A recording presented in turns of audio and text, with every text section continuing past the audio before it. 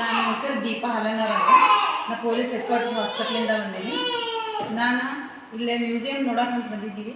But ಈ museum ಪ್ರತಿಯೊಂದು ಪ್ರಾಣಿ ಪಕ್ಷಿಗಳ ಬಗ್ಗೆ ಭಾಳ ಡೀಪಾಗಿ ಚೆನ್ನಾಗಿ ಎಕ್ಸ್ಪ್ಲೇನ್ ಮಾಡಿದ್ರು ನವೀನ್ ಪಾಟೀಲ್ ಸರ್.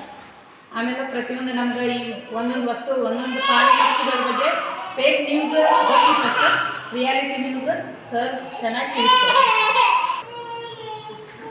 ನನ್ನ ಹೆಸರು ವೈಶಾಲಿ ಕೆಂಚನಾಣಿ ಅಂತ.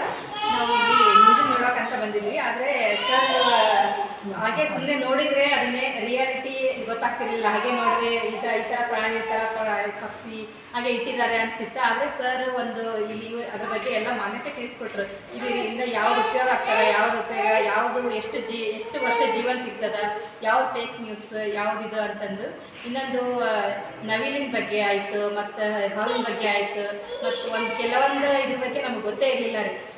ಆದರೆ ಸರ್ ಎಷ್ಟು ಟೀಚಿಂಗ್ ಕೊಟ್ರು ಅಂದರೆ ತಲೆಯೊಳಗೆ ನಮ್ಮಂಥವ್ರಿಗೆ ತಲೆಯೊಳಗೆ ಹೋಗಿತ್ತೆ ಅಂದರೆ ಸೈನ್ಸ್ ಇಂಥ ವಿದ್ಯಾರ್ಥಿಗಳಿಗೆಲ್ಲ ಎಷ್ಟು ಚೆನ್ನಾಗಿ ತಲೆಯೊಳಗೆ ಹೋಗಬೇಡ, ಅವ್ರಿಗೆ ಇನ್ನೂ ಹೆಚ್ಚಿನ ಇದು ಬರಲಿ ಅಂತ ಸ್ಟೂಡೆಂಟ್ಗಳಿಗೆ ಒಂದು ಒಳ್ಳೆ ಇದರಿಂದ ಒಂದು ಉಪಯೋಗ ಆಗಲಿ ಅಂತ ನಾವು ಕೇಳ್ಕೊತೀವಿ.